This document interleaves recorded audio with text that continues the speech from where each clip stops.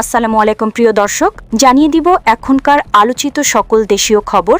শুরুতেই জানিয়ে দেব সংবাদ শিরোনামগুলো। নতুন প্রধানমন্ত্রীর বাসভবন কোথায় হবে যা জানা গেল। জানাবো আওয়ামী লীগের ফেরা নির্ভর করছে তারেক রহমানের উপর।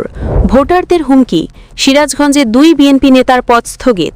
এবং সর্বশেষ জানাবো অন্তর্বর্তী সরকার 90% সফল বললেন প্রেস সচিব। প্রিয় দর্শক, এতক্ষণ দেখছিলেন সংবাদ শিরোনামগুলো, এখন জানাবো বিস্তারিত খবর। নতুন প্রধানমন্ত্রীর বাসভবন কোথায় হবে যা জানা গেল। ত্রয়োদশ জাতীয় সংসদ নির্বাচনে 2/3 আসনে জয়লাভের পর বাংলাদেশ জাতীয়তাবাদী দল সরকার গঠনের প্রস্তুতি নিচ্ছে।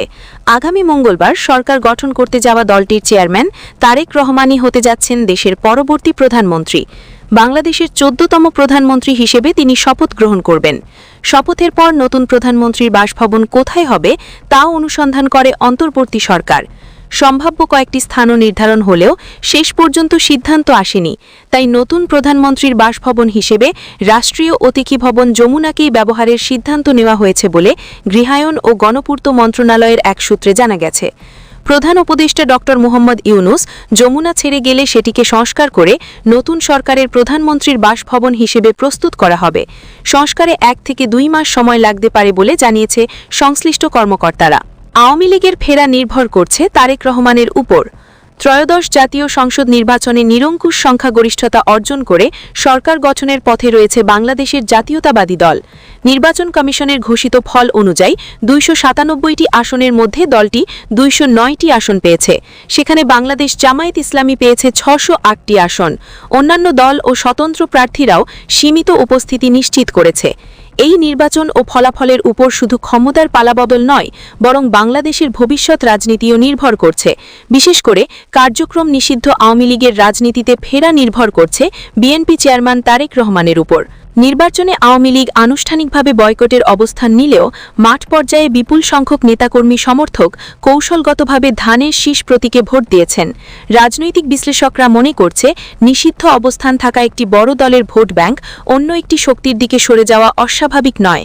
আর এই বাস্তবতা থেকে আওয়ামী লীগের ভবিষ্যৎ অনেকাংশে নির্ভর করছে বিএনপির রাজনৈতিক সিদ্ধান্তের উপর।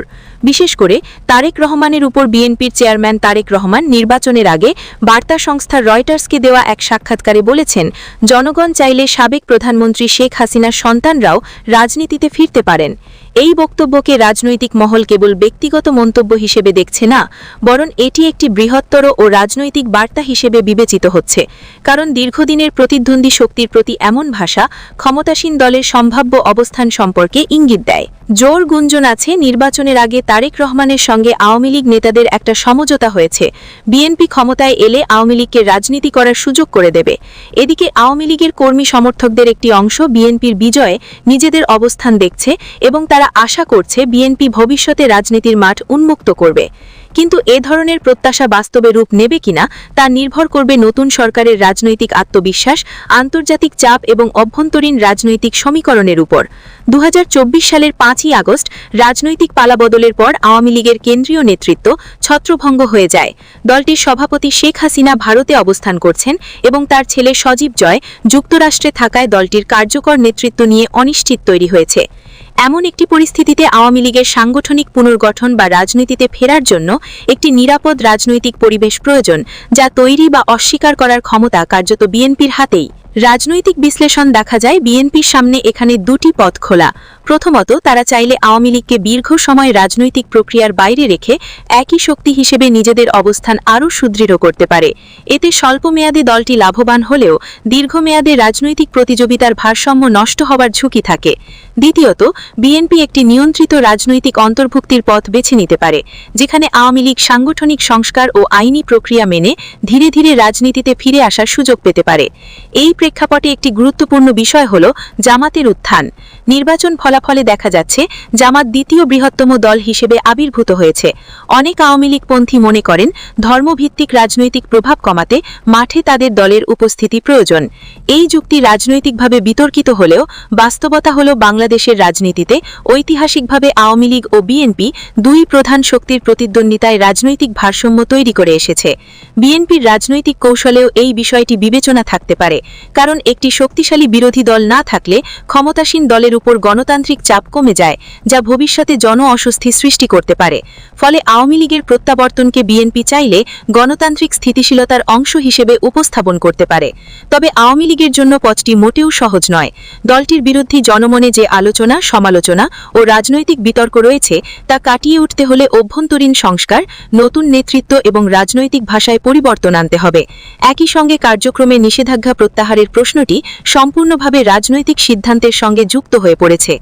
বাংলাদেশের রাজনৈতিক ইতিহাস বলছে এখানে কোনো দল স্থায়ীভাবে অনুপস্থিত থাকে না। তাই আওয়ামী লীগের ভবিষ্যৎ নির্ধারণে যেমন দলটির নিজের পরিবর্তন জরুরি, তেমনি বিএনপির রাজনৈতিক সিদ্ধান্তই হয়ে উঠতে পারে সবচেয়ে গুরুত্বপূর্ণ নিয়ামক। ব্রিটিশ সংবাদ মাধ্যম ITV-কে দেওয়া এক সাক্ষাৎকারে গণ অভ্যুত্থানে ভারতে পালিয়ে যাওয়া সাবেক প্রধানমন্ত্রী শেখ হাসিনার ছেলে সজীব জয় বলেছেন, বিএনপি চেয়ারম্যান তারেক রহমান দেশের প্রধানমন্ত্রীর দায়িত্ব নিলে তার সঙ্গে আলোচনায় বসতে তার আপত্তি নেই। জয় বলেন, আমি সব সময় উন্মুক্ত। আমি এমন একজন মানুষ যে সব সময় আলোচনায় বিশ্বাস করে, তা যত কঠিনই হোক না কেন, যার সঙ্গে হোক। এটাই আমার কৌশল। জীবনে সব সময় এভাবেই চলেছি। এদিকে বিএনপির বিপুল বিজয়ের পর প্রথম সংবাদ সম্মেলনে দলটির চেয়ারম্যান তারেক রহমানকে প্রশ্ন করা হয়, দেশে বিপুল সংখ্যক আওয়ামী লীগ নেতাকর্মী সমর্থক আছে, আওয়ামী লীগ নিয়ে পরিকল্পনা কি? এই প্রশ্নের জবাবে তারেক রহমান বলেন, আইনের শাসন নিশ্চিত করার মাধ্যমে সমাধান হবে। ভোটারদের হুমকি, সিরাজগঞ্জে 2 বিএনপি নেতার পদ স্থগিত। সিরাজগঞ্জ 5 সংসদীয় আসনে ভোটারদের হুমকি ও মারধরের অভিযোগে 2 বিএনপি নেতার সব পদ স্থগিত করেছে জেলা বিএনপি। দিনগত রাতে জেলা বিএনপি দফতর সম্পাদক তানভীর মোহাম্মদ পলাশের সই করা পৃথক 2টি পত্রে এই তথ্য জানানো হয়। পদ স্থগিত হওয়া নেতারা বলেন, বেলকুচি পৌরসভার 4 নম্বর ওয়ার্ড বিএনপি সাবেক সাধারণ সম্পাদক মুস্তাফিজুর রহমান মণ্ডল ও জাতীয়তাবাদী সাইবার দলের বেলকুচি পৌর শাখার অঙ্গগঠনিক সম্পাদক শিহাব মণ্ডল। ওই পত্রে বলা হয়, ত্রয়োদশ জাতীয় সংসদ নির্বাচন পরবর্তীকালে দলীয় শৃঙ্খলা ভঙ্গ, সাধারণ ভোটারদের হুমকি ধমকি, দেশীয় অস্ত্রশস্ত্র নিয়ে মারধরে জড়িত থাকার দায়ে মামলা হওয়ায় দলীয় সব পদ থেকে স্থগিত দেওয়া হল। জেলা বিএনপি সভাপতি রুমানা মাহমুদ ও সাধারণ সম্পাদক সাইদুর রহমান বাচ্চু এই সিদ্ধান্ত অনুমোদন করেছেন। অন্তর্বর্তী সরকার 90% সফল, বললেন প্রেস সচিব। প্রধান উপদেষ্টা প্রেস সচিব শফিকুল আলম বলেছেন, তার ব্যক্তিগত মূল্যায়ন অনুযায়ী সরকারের সার্বিক কার্যক্রমের 90% সফল। রাজধানীর বেইলি রোডের ফরেন সার্ভিস একাডেমিতে আয়োজিত এক সংবাদ সম্মেলনে এক প্রশ্নের জবাবে তিনি সরকারের সাফল্যের ব্যাপারে ব্যক্তিগত এ অভিমত ব্যক্ত করেন। অন্তর্বর্তী সরকারের গৃহীত বিভিন্ন অর্ডিন্যান্স ও নির্বাহী আদেশ নিয়ে প্রশ্নের জবাবে শফিকুল আলম জানান, সরকারের জারি করা অধিকাংশ অর্ডিন্যান্সই ভবিষ্যৎ সংসদে আইনে পরিণত হবে বলে তার আশাবাদী। তিনি বলেন, আমরা মনে করি প্রত্যেকটি অর্ডিন্যান্সই আইনে পরিণত হবে। আমরা জন আকাঙ্ক্ষার সরকার, এটা একটা বিপ্লবের ফসল। জনগণ যারাই পরিবর্তন এনেছেন আমরা তাদের প্রতিনিধিত্ব করি। তিনি দাবি করেন, সরকারের দেওয়া পদক্ষেপগুলোর লক্ষ্য ছিল দেশে আইনের শাসন প্রতিষ্ঠা, মানুষের অধিকার সমুন্নত রাখা এবং সরকার ও আইন শৃঙ্খলা বাহিনী সহ রাষ্ট্রের বিভিন্ন প্রতিষ্ঠানকে জবাবদিহিতার আওতায় আনা। তিনি বলেন, জনজীবনে স্বস্তি ফিরিয়ে আনা এবং ব্যাংকিং খাত অর্থনীতিকে আরও গতিশীল করার উদ্দেশ্যে এসব আইনগত উদ্যোগ নেওয়া হয়েছে। কিছু ক্ষেত্রে অর্ডিন্যান্স, কিছু ক্ষেত্রে নির্বাহী আদেশ দেওয়া হয়েছে। সংসদে বসলে এগুলো পাশ হবে বলে আমরা আশা করছি। সরকারেরও সফলতা প্রসঙ্গে নিজের দীর্ঘ সাংবাদিকতা অভিজ্ঞতার কথা তুলে ধরে শফিকুল আলম বলেন, আমি 30 বছর সাংবাদিকতা করেছি। গত 18 মাস এই সরকারকে খুব কাছ থেকে দেখেছি। যে কারণে ভঙ্গুর অর্থনীতি, যে ধরনের দুর্বল প্রতিষ্ঠান ও যে ধরনের ডেমোক্রেসি আমরা পেয়েছি, সেই প্রেক্ষাপটে বিচার করলে আমার ব্যক্তিগত মতামত এই সরকার 90% সফল। তিনি আরও বলেন, সরকারের কাজ মূল্যায়নের ক্ষেত্রে পৃথকভাবে মন্ত্রণালয় ভিত্তিক অর্জন ও সীমাবদ্ধতা বিশ্লেষণ করা উচিত। 1-2টি বিষয় আলাদা করে দেখলে পূর্ণ চিত্র ধরা পড়ে না। প্রিয় দর্শক, এই ছিল এখনকার গুরুত্বপূর্ণ নিউজ। আরও গুরুত্বপূর্ণ নিউজ নিয়ে ফিরছি কিছুক্ষণের মধ্যে।